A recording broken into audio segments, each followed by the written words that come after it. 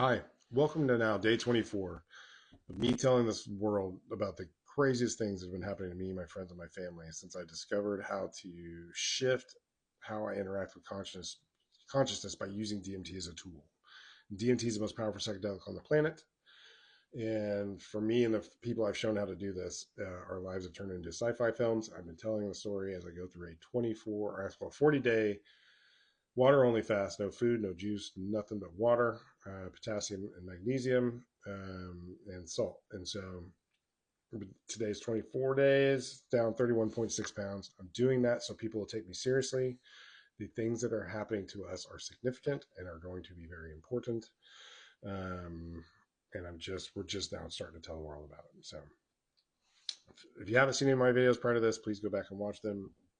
It's the craziest thing you'll ever hear. And I'm writing a book, doing all sorts of stuff. So documentaries. It's gonna be fun. So yesterday we talked about how we've been shown by these beings that the world religions, they evolved similarly, and they're all pointing in this. The major religions are all pointing in the same direction. They all had the same footing from the flood myth, or the flood story, and the Tower of Babel and Gilgamesh, Sumeria. Those spread out and they evolved on their own, but they evolved in a way that their cultures of that area would resonate. The stories would resonate them to point them to the right direction towards God.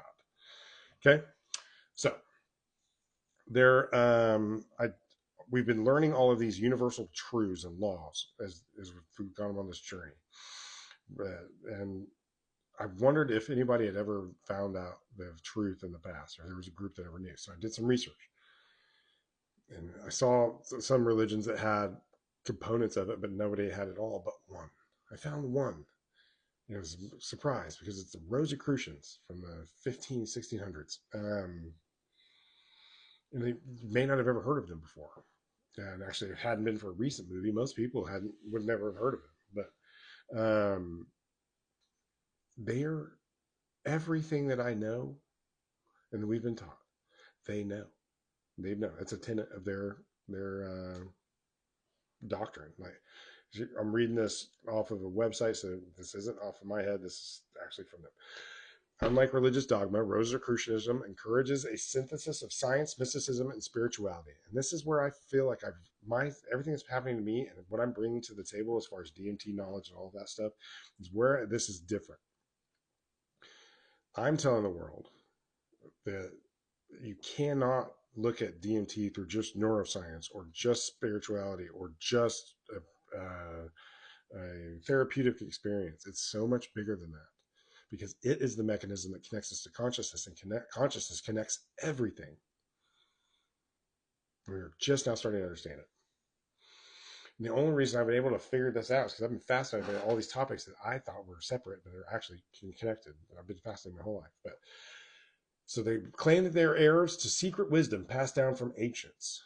This knowledge is believed to be revealed the hidden forces of the universe and human consciousness. It's exactly what we've been talking about. There is a belief in an underlying order and intelligence governing the cosmos. We speak to them.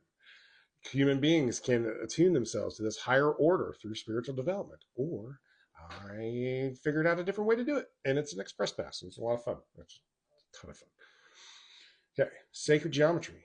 Since I've had my NHI contact, I meditate with sacred geometry. If you're not familiar with that, I feel all of my chakras since that happened. And so when I meditate, I picture this geometry. It's a whole thing. But when I do that, I start generating so much energy that I have to stop because my legs get weak. It's overwhelming. But see here. Also, they believe in reincarnation, seeing life as a journey, as a soul toward perfection. Each lifetime offers lessons for spiritual growth towards God. Exactly what we've been talking about. And the traditional Rosicrucian teachings are revealed only to initiates who have demonstrated readiness. That is why they've been protecting it. Because you can tap into the dark side, and this makes me question whether I should tell people or not, or how I should approach this. But you need to be worthy, and they don't recruit. That's why nobody knows who they are. Really, you have to find them. Masons are the same way. There's a handful of them that way, but that's how the process starts. The path of worthiness starts with you initiating. But how the hell did they know all of this? That's the crazy part. So if you look at their origins, they talk about this guy named Christian who put all of this doctrine together, and that he had gone around the areas and just learned from ancient wisdom and created their own doctrine. Well, that name, they can't find any validity to that actually being a real person. It was most likely a group of people. But my brain works in an unusual way. So I'm a polymath, and part of the reason I've been able to connect all of this stuff is because of that. People say I know a lot or a little bit about a lot. I know a lot about a lot. I absorb information. I am that did you know guy that's got just full of random information. If we go to a trivia night, I'm usually I have a ton of fun at those. Those are a lot of fun. I just have just a ton of information. It just stays in my head. I've always been that way. Um, yeah, so it's served me well my entire life. But um, the Rosicrucians have a secret. You're not going to find it on their website. Actually, it's mentioned in a movie, which is the only reason people probably even know about it. But we've talked on a previous video how other books of the Bible, or that should have been in the Bible, are actually really resonating extremely to me and my friends and my family because of the things that have been happening.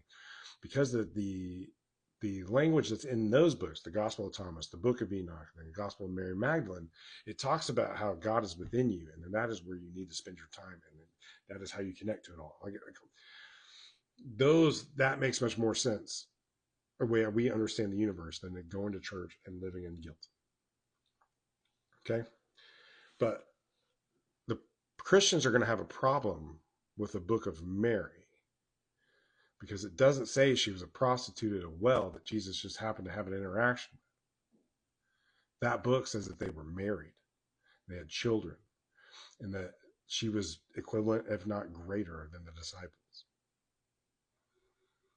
And if you take the Bible literally and that you believe it is infallible, you're going to struggle with that. And it's not going to help you. It's going to hurt you. Not physically, but it's going to keep you from really understanding what's happening. The Rosicrucian secret is that they also knew that Jesus had a wife, and it was Mary, and that they had children. And that they, along with, if the Priory of Sion exists, have been protecting that this entire time, but also protecting the knowledge. So Jesus, the Ascended Master narrative is the correct one. I knew how Buddha fit in, Krishna fit in, all of these other, because we were seeing them in the DMT spaces. I did not understand how Jesus fit in, but we figured it out. Jesus was an Ascended Master. Christ consciousness narrative is correct. He attained Christ consciousness, as has Krishna, as has Buddha, but also Mary. And the reason we know that is because she is also showing up in visions all over the world. And she's showing up in channeled information as well. She is sending channeled messages, and so are the other Ascended Masters. And that's the only way that is the case. A random prostitute at the well isn't going to have any significance in anything of this consciousness that is happening. Jesus' wife and a Ascended Master and the Divine Feminine is. The first person that Jesus went to see after he died and resurrected was Mary. Do you think he's going to go see a prostitute? Or he's going to go see his wife? I know if I died, there's only one person I'd want to go see more than anyone. That's my wife.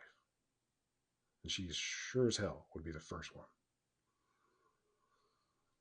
I don't know if the story was changed at the Council of Nicaea when the Bible was canonized, or if the Rosicrucians or whatever group that was that has protected Mary's secret this entire time, if they changed it to protect it. But regardless, the church has really misunderstood Mary's role and the role of females in general. But there is way more to her story. And I wish I had more time to tell you more about it, but I'm running out. So continue on the story. We're getting close to where I'll start talking about DMT and getting into all of that. So much love. Thank you for spending this time with me. I'll see you tomorrow. Oh, have fun with that nugget. Start looking into that.